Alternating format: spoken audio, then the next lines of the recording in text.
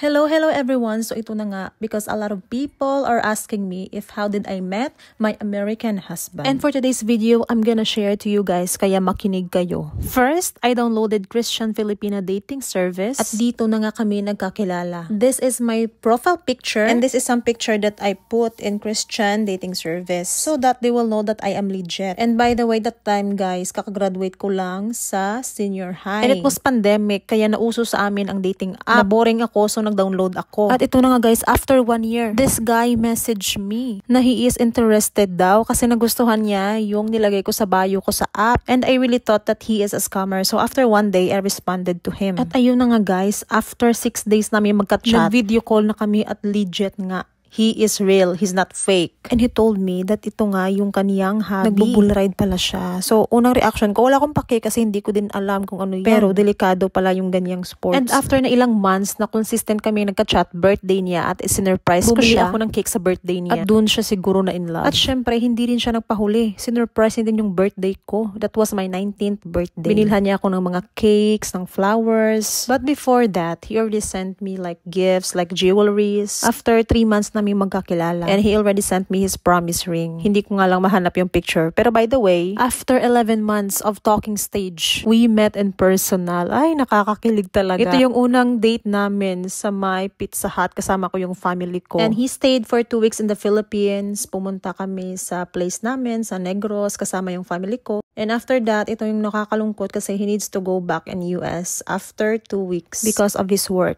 Back to video call na naman kami ulit. So, para hindi ako maboard, nag-aral ako ng cookery and bread and pastry. And after 6 months, he go back to Philippines again just to see me. O, diba? Ang ganda. At ayun na nga, he proposed to me.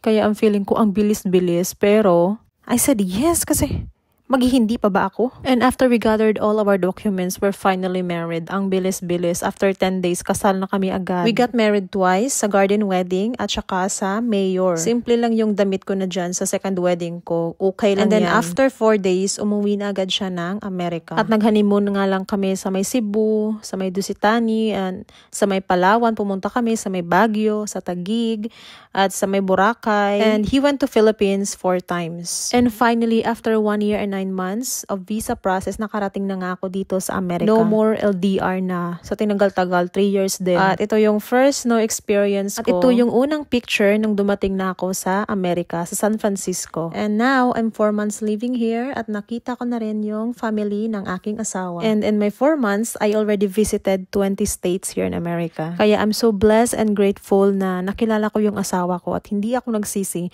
na siya ang naging asawa ko. So, sa mga nag-LDR dyan, never give up. Kilalanin mabuti bago kayo magpakasal. And by the way, I will put the link in comment section ng dating service kung saan kami nagkakilala. God bless!